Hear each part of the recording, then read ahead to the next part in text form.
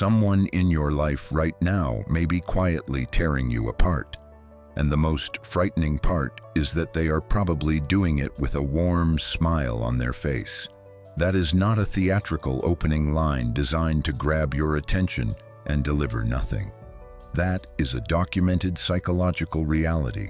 The research is unambiguous. The overwhelming majority of people who experience sustained emotional harm, prolonged manipulation, and deep damage to their sense of self do not suffer at the hands of strangers.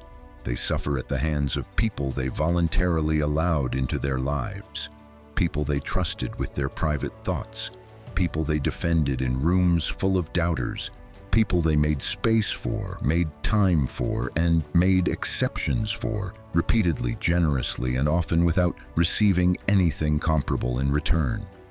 And here is the part that makes this genuinely difficult to process. The people who cause the most damage are rarely the ones who look dangerous. They are the ones who look safe. They are warm, they are engaging, they are compelling in ways that are difficult to articulate, but impossible to ignore. They make you feel understood. They make you feel chosen. And by the time the real picture begins to emerge, you are already deeply invested, emotionally, socially, sometimes financially. And the cost of seeing clearly feels almost too high to pay. Today at Stoic Wisdom, we are going to change that equation entirely. We are going to walk through 5 specific, clearly defined behavioral signs that indicate the person you are dealing with may not simply be difficult or complicated. They may be genuinely toxic. They may be, in the language the Stoic philosophers used without apology, a source of harm that you have a rational obligation to recognize and protect yourself from. We are not doing this to cultivate fear. We are not doing this to make you suspicious of everyone in your life or to promote a paranoid, guarded way of moving through the world. We are doing this because the Stoic philosophers, Marcus Aurelius, Epictetus, Seneca, built an entire philosophical tradition on a single foundational premise: that clear, disciplined perception is the most important capacity a human being can develop. Not strength, not wealth, not social status or intellectual brilliance. Perception. The ability to see what is genuinely in front of you, rather than what you hope or fear or have been conditioned to see. These 5 signs are the product of that kind of clear-eyed observation. They are not abstract theories, they are behavioral patterns, consistent, identifiable, and present in every culture and every era that the Stoic philosophers documented. And they are as relevant today as they were 2,000 years ago, because human nature has not fundamentally changed. By the time we reach the end of this video, you will not only be able to recognize these behaviors with confidence, you will understand precisely what the Stoic tradition recommends you do about them.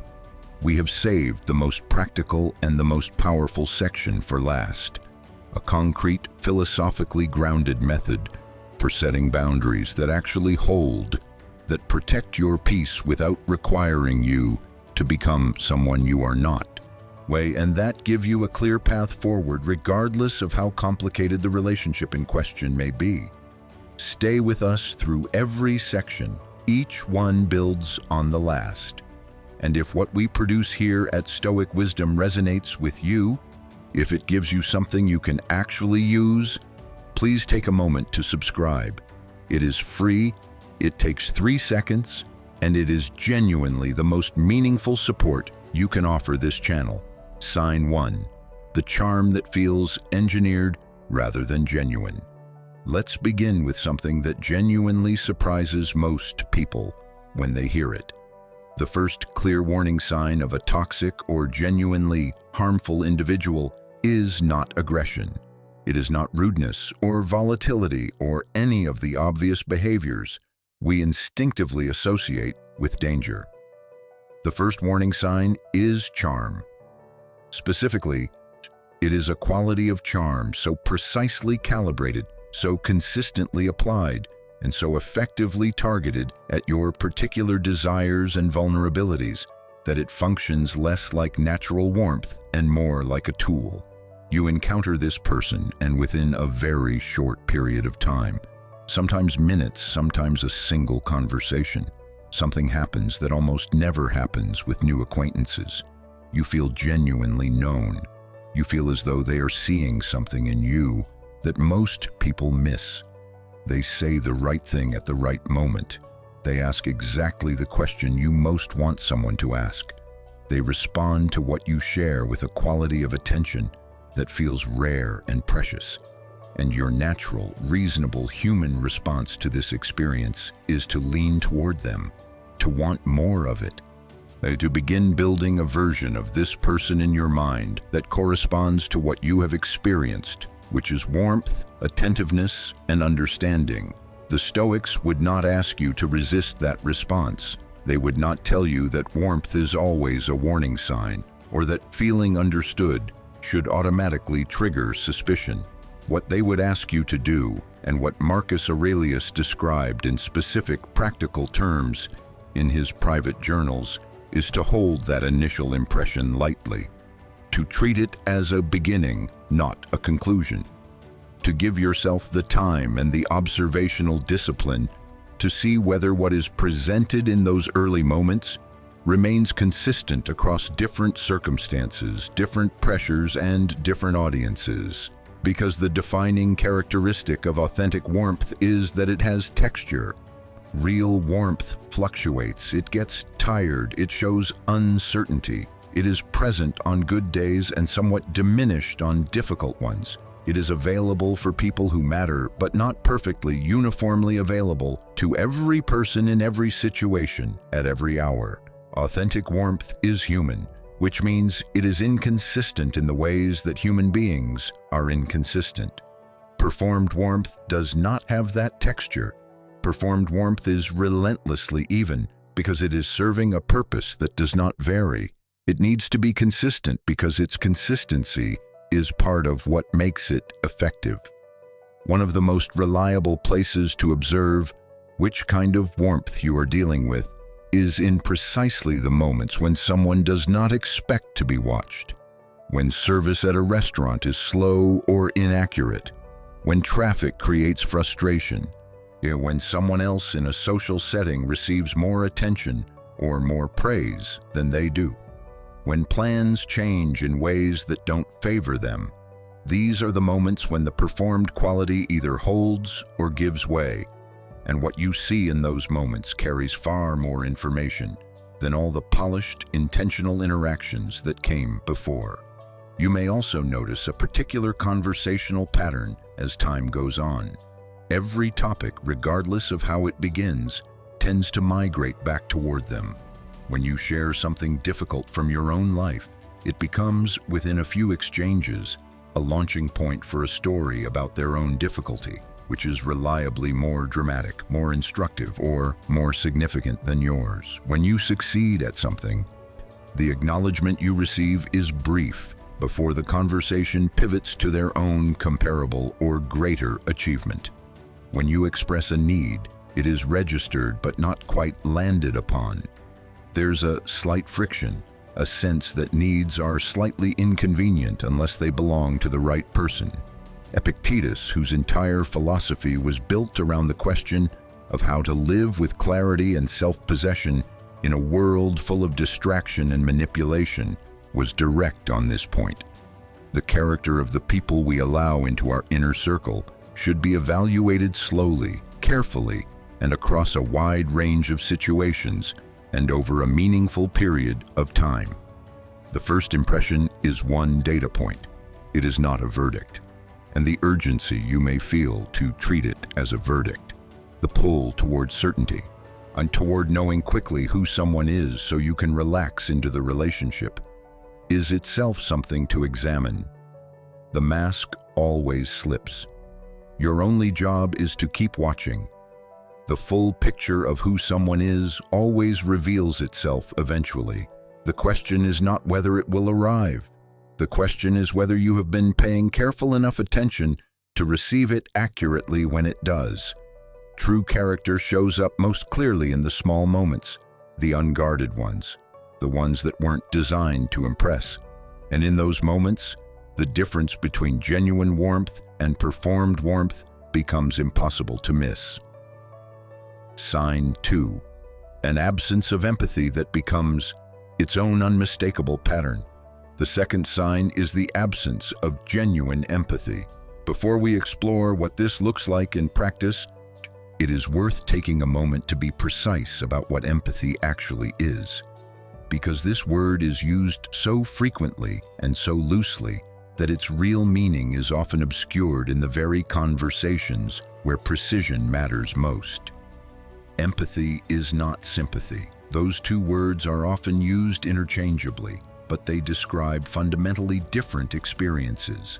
Sympathy is the experience of feeling sorry for someone, of registering that another person is in difficulty and feeling a kind of emotional response to that fact.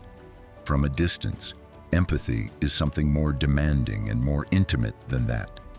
Empathy is the capacity to genuinely enter another person's emotional experience, to briefly inhabit their internal state, to feel something of what they are feeling, and to allow that experience to shape how you respond to them. A person without empathy cannot do this. The important clarification here is that this inability is not situational.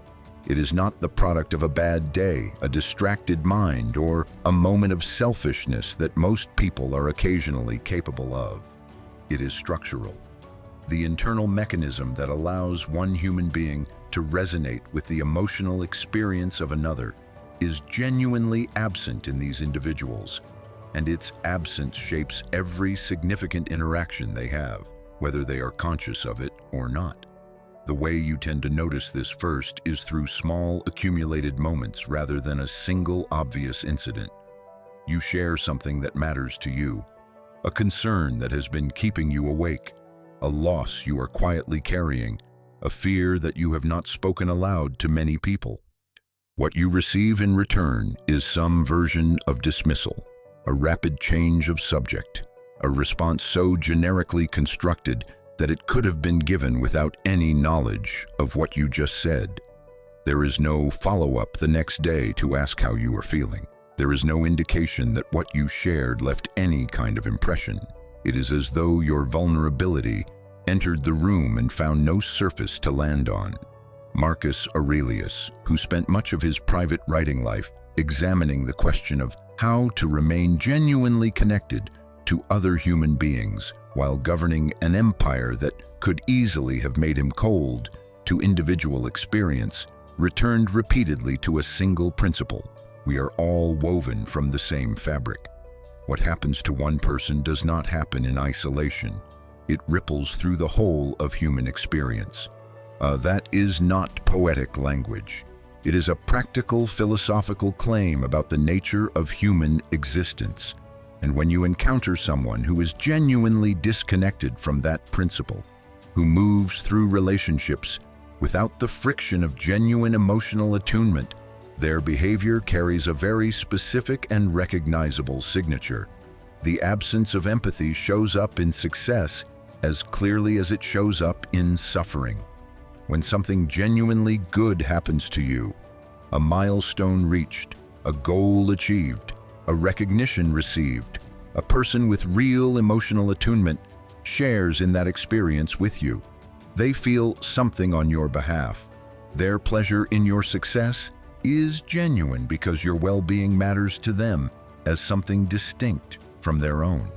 When that capacity is missing, the response to your good news carries a subtle but unmistakable flatness, or it carries something slightly more troubling, a competitive undercurrent, a reflexive need to find an equivalent or superior achievement of their own to place alongside yours, as though your good fortune is a kind of implicit challenge to their standing.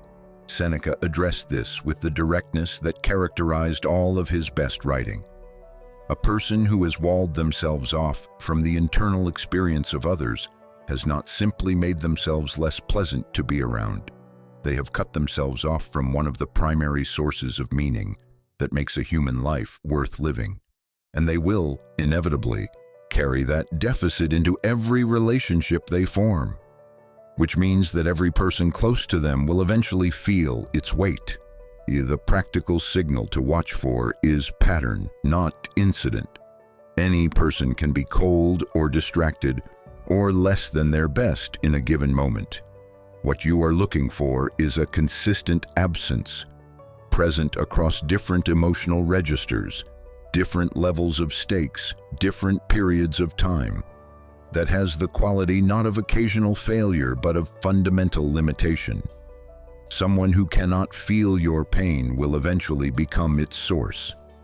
The Stoic response to recognizing this pattern in someone close to you is not dramatic. It is not anger, and it is not the particular kind of despair that comes from realizing someone is not who you believed them to be. It is clarity, followed by a calm and reasoned decision about how much of your emotional life you are prepared to entrust to someone who is constitutionally unable to honor it. Your well-being has value. Protecting it from those who cannot see that value is not a failure of compassion. It is an act of self-respect entirely consistent with Stoic principles. Sign 3. Manipulation, the invisible architecture of control. The third sign is manipulation. This is the section that requires the most care, because manipulation is the behavior on this list that is the most difficult to identify accurately in real time. It does not present itself as manipulation. It presents itself as misunderstanding, as care, as a different perspective on events that you may have misread. It operates not in the open, but in the space between what is said and what is actually meant, between what appears to be happening in a relationship and what is actually being constructed. The fundamental goal of a manipulator is to alter your perception of reality, specifically to alter it in directions that serve their interests, not through honest argument, not through genuine persuasion that respects your capacity to weigh evidence and reach your own conclusions, but through distortion, through the deliberate, systematic introduction of doubt, confusion, and misdirection into the way you understand your own experience. One of the most well-documented forms of this is what contemporary psychology has labeled gaslighting. The mechanics are straightforward, even though the experience is deeply disorienting. You raise something with this person, something they said that caused you pain, something they did that crossed a line, something that happened that you need to address. Instead of acknowledging what you've raised, they reframe the event entirely. In their retelling, you misunderstood what was said, or you are remembering it incorrectly, or you are being unreasonably sensitive, or emotionally unstable, or prone to exactly this kind of misinterpretation. And because you genuinely care about accuracy, because you are genuinely open to the possibility that you sometimes get things wrong, some part of you pauses. That pause, that moment of self-doubt, is exactly what the manipulation is constructed to produce. It does not need to fully convince you. It only needs to introduce enough uncertainty that you stop trusting your original perception. And once your trust in your own perception is sufficiently weakened, you become increasingly reliant on their version of events, which is, of course, the version that always serves their interests. The Stoics were more attentive to the question of perception, how it forms, how it can be distorted, and how to maintain its accuracy, than perhaps any other philosophical tradition. Epictetus taught that clear perception is not a natural default. It requires active, disciplined practice. Our perceptions can be shaped by our desires, our fears, our emotional investments, and our attachments in ways we are not always conscious of. What he did not account for in the same explicit terms, though the principle follows directly from his teaching, is that our perceptions can also be deliberately shaped by others from the outside. When someone systematically introduces confusion into how you understand your own experience, they are not simply being dishonest. They are weaponizing your own capacity for self-examination and turning it against you. Manipulators also consistently position themselves as victims. This is one of the most effective tools in the manipulation toolkit because it leverages the best qualities of the people it targets. If you have genuine empathy, if you feel a real pull toward alleviating the suffering of people you care about, then someone who consistently presents themselves as suffering, as misunderstood, as perpetually in need of support, will consistently activate that pull in you. You give more, you tolerate more, you make more excuses, you extend more benefit of the doubt, not because it is right to do so, but because the guilt of not doing so has been carefully and deliberately made to feel unbearable. The diagnostic here is not whether someone ever expresses vulnerability or asks for support. Those are normal and healthy human behaviors. The diagnostic is directionality and consistency over time. Does support flow both ways in this relationship? When you are the one who needs something, is the same quality of attention and care available to you that you have provided?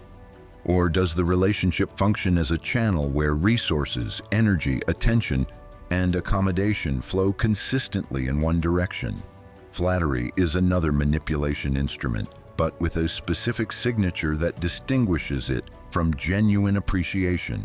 Genuine appreciation arrives at natural intervals, prompted by actual events.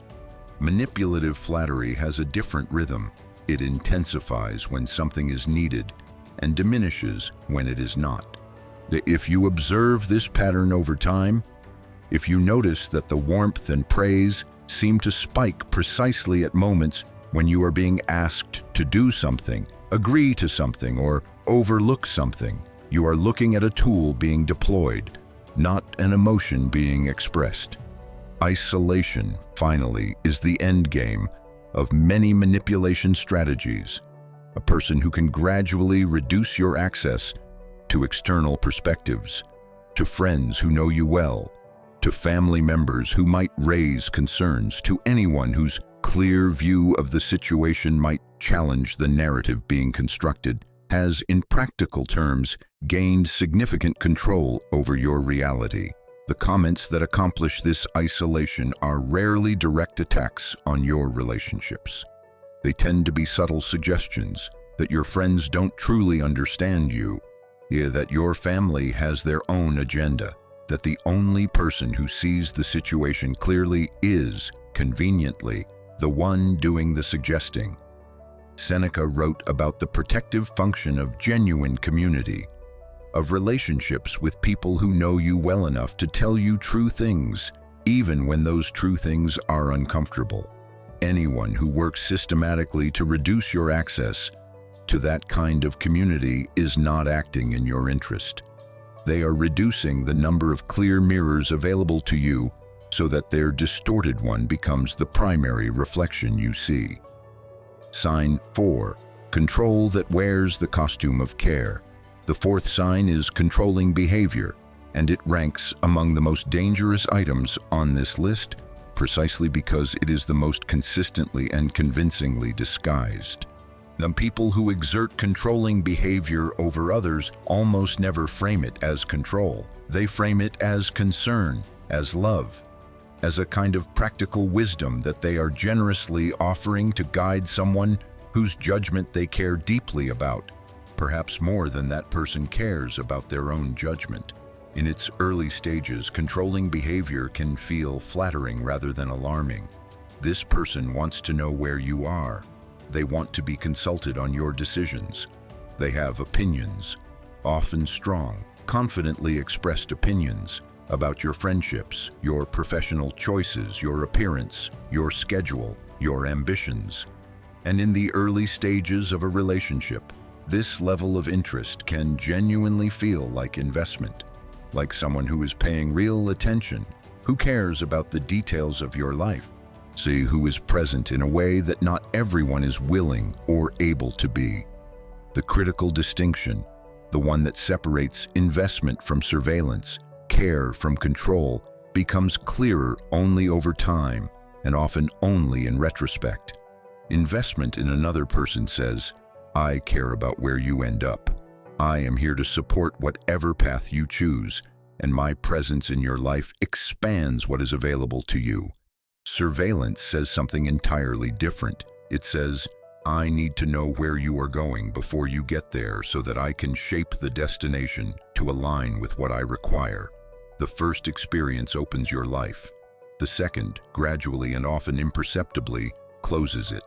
Epictetus, who spoke from personal experience of the difference between internal freedom and external constraint, he had been enslaved, was categorical. The autonomy to direct your own thoughts, your own choices, and your own life is not a privilege. It is not something earned or granted or conditionally available. It is the fundamental possession of every human being, and its erosion, however gradually accomplished, however gently framed, is always a loss, never a gift. In intimate relationships, controlling behavior frequently acquires a financial dimension.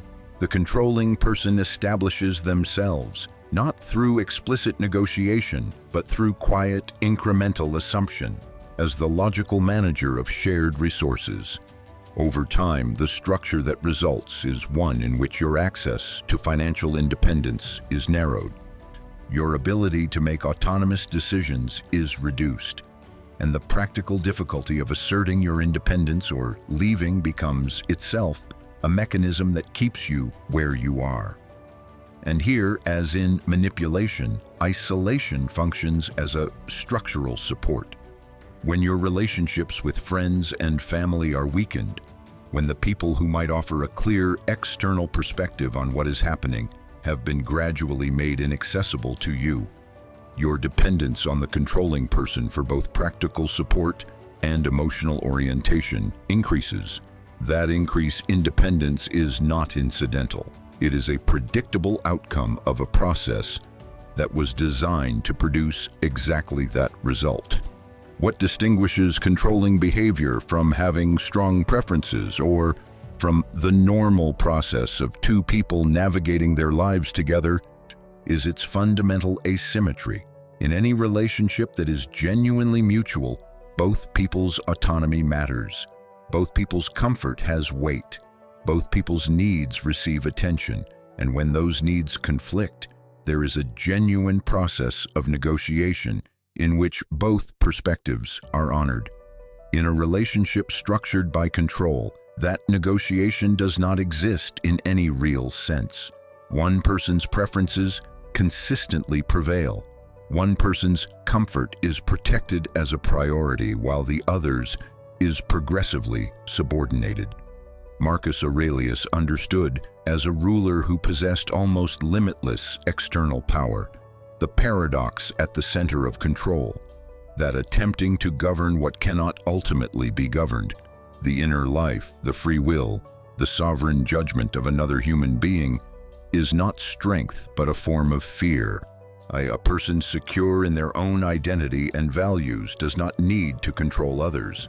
The need for control is itself a signal, and it points not toward strength but toward a profound and driving insecurity that the controlling behavior is designed to manage. If you find yourself in a relationship in which your autonomy has been progressively diminished, please hear this clearly. The difficulty you feel in asserting yourself, in making decisions independently, in claiming your right to your own choices and your own life, is not evidence that you have become less capable. You have not simply drifted into dependence through passivity or weakness. You have been gradually conditioned through accumulated pressure, so through the repeated experience of consequences when you step outside the permitted boundaries, to doubt your own right to direct your own existence. Recognizing this is not an accusation. It is the beginning of the clarity that makes recovery possible. There is additionally an emotional dimension to controlling behavior that operates separately from the practical mechanisms we have described, and it is worth examining directly. Beyond surveillance, financial restriction, and isolation, controlling individuals frequently use your emotional investment in the relationship itself as a governing instrument. They make it clear, through withdrawal, through sudden coldness, through explicit or implicit statements that their affection is available when you behave in approved ways and withheld when you don't. Over time, this creates a very specific internal reorganization. You stop making decisions based on your own judgment of what is right and begin making them based on what is most likely to keep the emotional temperature stable. You orient yourself around their reactions rather than your own values. That reorientation from self-direction to other direction is the precise outcome that controlling behavior is designed to produce, and it is among the most serious costs it extracts from the people it is applied to. Sign 5. Pathological lying, when deception becomes the foundation. The fifth and final sign is pathological lying. Precision matters enormously here, because the word lying is broad enough to encompass a wide range of behaviors that are not remotely equivalent in their nature or their impact. Every human being has told lies. The white lie told to spare someone unnecessary pain, the self-protective exaggeration offered when we feel threatened, the small misrepresentation that serves a momentary social function. These are imperfect aspects of ordinary human behavior, and while the Stoics would not approve of them, they would not place them in the same category as what we are describing. Pathological lying is different in kind, not merely in degree. It is not lying as a strategy deployed in specific circumstances for specific reasons. It is lying as a default mode, a persistent, pervasive orientation toward reality in which fabrication is the first response rather than the last resort, present even in situations where honesty would serve the person just as well or considerably better. The lie is not a tool chosen from a range of available options. The lie is the default architecture of how this person relates to the world. Marcus Aurelius, who wrote more than almost any other Stoic philosopher about the relationship between honest self-perception and virtuous action, was explicit. Truth is not an ideal toward which we aspire on good days. It is the non-negotiable foundation of a life lived in genuine alignment with our own nature and with the world as it actually is. To live well, in the Stoic sense, requires that our internal understanding of reality be as accurate as we can make it, and that what we express externally correspond honestly to that internal understanding. Pathological lying violates both of these requirements simultaneously and persistently. It is not merely dishonest. In Stoic terms, it represents a fundamental failure of self-alignment that produces consequences for everyone in proximity to it. In practice, this pattern typically begins small enough to be rationalized. A story is embellished slightly in the telling, making the narrator more impressive, the events more dramatic, the outcome more favorable. Credentials are inflated marginally. A timeline is adjusted to produce a better narrative arc. These early signals are easy to dismiss because we extend reasonable benefit of the doubt. We assume that everyone shapes their self-presentation to some degree, and we are not wrong about that. The error is in treating what we observe as a stylistic quirk rather than as the early visible expression of a much deeper pattern. Over time, the scale of the fabrication expands. The lies become more specific, more consequential, and harder to sustain without auxiliary lies to support them. You begin to inhabit a relational reality in which you cannot reliably distinguish what is accurate from what has been constructed. Events that you witness directly are reported back to you in versions that don't match what you experienced. Promises are made with apparent sincerity and then quietly evaporated, as though they were never offered. Commitments dissolve.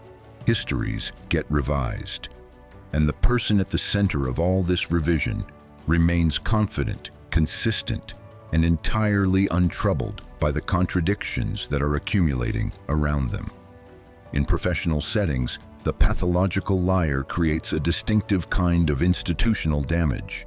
Credit is reallocated regardless of where it was actually earned. The narratives surrounding colleagues get quietly and persistently reshaped in directions that serve the liar's positioning. When confronted with a discrepancy or a challenge, the response is not correction but escalation. A more elaborate, more confidently delivered counter-narrative that somehow manages to make the person who noticed the discrepancy feel as though they are the one with the distorted perception. In personal relationships, the harm is more intimate and accumulates differently. Trust, which Seneca described as the living foundation beneath all genuine human connection, not a feature of relationships, but their actual structural base, cannot survive sustained, systematic exposure to dishonesty. Once trust has been broken a sufficient number of times, it does not simply rebuild with the passage of time. Its reconstruction requires consistent, demonstrated honesty over a meaningful period, and even then, it remains fragile in a way that untested trust never was. Watch the response when a lie is discovered. A person of genuine character, when confronted with something they have said that was inaccurate or misleading, experiences visible discomfort, and that discomfort is meaningful. It is the signal that honesty still has weight for them, that the gap between what they said and what was true registers as a real failure rather than a minor inconvenience. A pathological liar placed in the same position tends in an entirely different direction. They double down. They construct elaborations. They introduce new information designed to reframe the original discrepancy. Or they execute the particularly sophisticated maneuver of making you feel somehow responsible for having noticed, as though your attention to the inconsistency is itself the problem that needs to be addressed. Epictetus was consistent on the correct response. Locate what is within your control and concentrate your energy there. You cannot force honesty from a person who has constructed dishonesty as their foundation. You cannot dismantle through love or patience or persistence an architecture that was built over years and serves deep psychological functions you do not have access to. What you can control is the decision about how much of your life, your time, your trust, your peace, your developing sense of what is real. You are prepared to invest in a structure built on falsification. The Stoic answer to this, across Aurelius, Epictetus, and Seneca, is consistent and clear. A relationship without honesty as its foundation is not a relationship. It is a performance of a relationship. And whatever you may feel for the person at its center, you are under no philosophical, moral, or practical obligation to remain in the audience. There is one additional consequence of prolonged exposure to pathological lying that deserves to be stated plainly, because it is rarely discussed, but is among the most serious injuries this behavior produces. When you live in close relationship with someone who consistently misrepresents reality, the damage is not limited to the specific lies told or the specific trust broken. The damage reaches into your relationship with your own judgment. You begin to second-guess what you directly observed. You find yourself consulting others not to gain perspective, but to verify whether your memory of events is accurate. You become hesitant to trust your own perceptions, your own recollections, your own reading of situations, because those faculties have been repeatedly and deliberately undermined by someone whose version of events always contradicted yours. That erosion of self-trust is insidious precisely because it is invisible and because it accumulates slowly. There is no single moment of fracture. There is only the quiet accumulation of small distortions, each one individually dismissible, until you arrive at a point where your confidence in your own mind has been significantly compromised. The Stoics regarded clear, accurate perception as the prerequisite for all good judgment and all virtuous action. With the protection of that perception, including from deliberate external attack, is not a peripheral concern. It is central to everything, protecting your peace. The Stoic framework for boundaries that actually hold. You now have 5 specific, clearly defined behavioral signs that you can observe, recognize, and evaluate with the kind of precision that the Stoic philosophers would consider philosophically serious. The next question, the most important question, is practical. What do you do with this recognition? The Stoic answer, offered consistently across the tradition and across centuries, is boundaries. But not boundaries in the vague, aspirational sense in which the word is typically used, as a kind of general intention to be less available to people who treat you badly. Stoic boundary setting is something considerably more concrete than that. It is methodical. It is grounded in explicit, clearly examined values. It is communicated directly and enforced consistently, and it operates not from a place of anger or resentment, but from a place of rational self-possession and clear understanding of what you require in order to live the kind of life that your own principles demand. The first step is internal, and it cannot be skipped. You cannot meaningfully communicate a limit you have not clearly defined, and you cannot clearly define a limit you have not honestly examined. This requires sitting with a real question. What behaviors are you genuinely, non-negotiably unwilling to accept? Not which behaviors make you uncomfortable. Discomfort is not the same as violation. But which behaviors represent a genuine crossing of a line that you have decided based on your own values and your own assessment of what you require to function and flourish is not available to be crossed. Write this down if the exercise is helpful. Make the language concrete. Vague internal discomfort produces vague external responses, and vague external responses teach people that your limits are negotiable. Precise, examined limits produce precise communication, and the Stoics, who valued clarity of thought as a foundational philosophical virtue, would recognize this process of defining and articulating your own principles as an act of philosophical alignment, the bringing of your external life into genuine agreement with your internal values. When you communicate a limit to someone, be direct without being aggressive. The tone is informational, not threatening. Something like, "I am not willing to continue in conversations where I am spoken to in that way. If it happens again, I will end the conversation and create distance." There is no ambiguity in that statement. There is no room for the kind of creative reinterpretation that manipulative people are skilled at applying to statements that leave room for it. The limit is stated. The consequence is stated. The choice belongs to the other person. Consistency is the quality that transforms a stated limit into an actual one.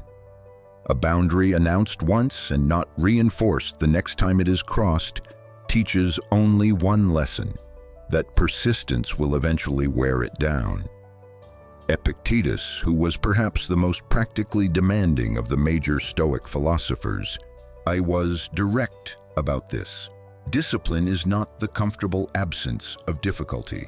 Discipline is the maintenance of your principles precisely when maintaining them is hardest.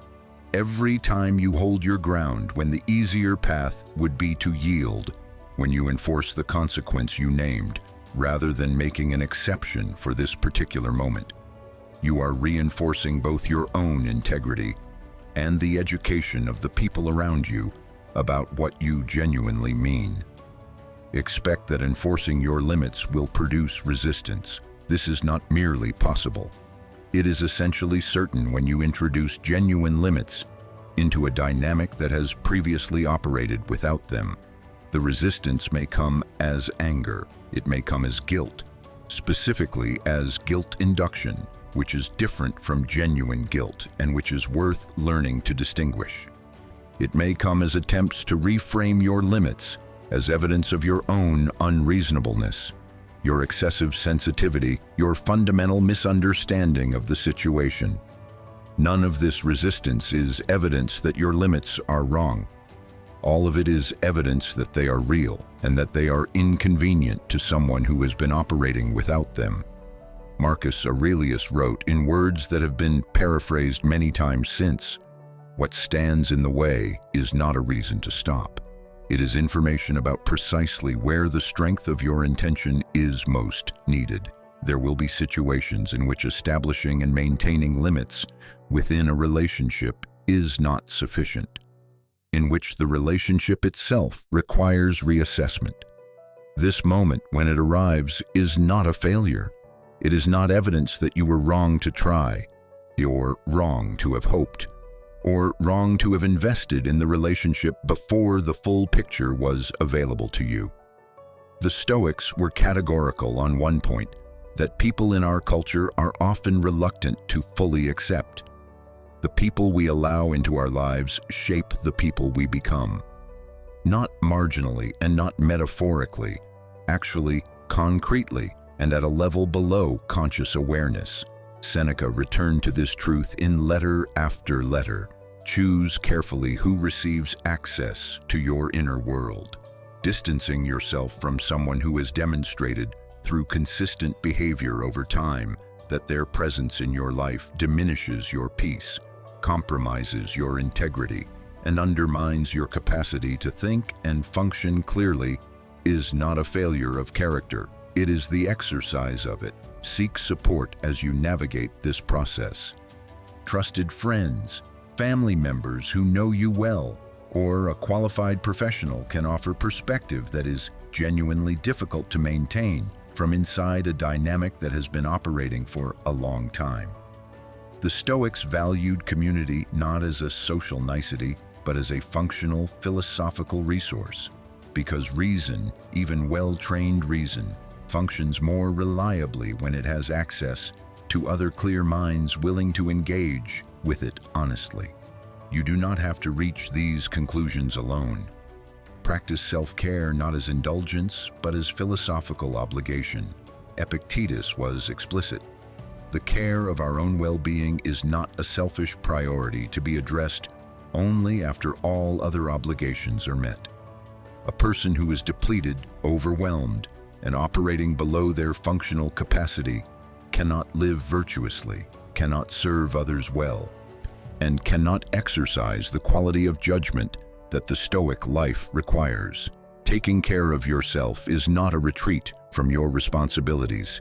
It is the precondition for meeting them. You are not required to make your peace permanently available to people who have shown they will spend it carelessly. You are not obligated to maintain access for those who use it primarily to cause damage. The most profound act of Stoic self-mastery, the one that Aurelius, Epictetus, and Seneca all pointed toward from different directions, is not the performance of suffering without complaint. It is the clear-eyed recognition of unnecessary pain and the calm, reasoned, unambiguous decision to remove yourself from its source. Your peace is not an optional feature of a life well lived. It is the ground on which everything you are capable of building must stand. Protect it with the same seriousness, the same consistency, and the same absence of apology that the Stoics brought to the protection of virtue itself, which is to say, completely. If this video gave you something real, a clearer way of seeing something you already sensed, a language for something you couldn't name, a firmer place to stand, please give it a like right now. It is the most direct and powerful way you can support Stoic wisdom and help us continue building content that is actually worth your time. We put everything into these videos. Your support genuinely makes the difference. The question is waiting for you in the comments.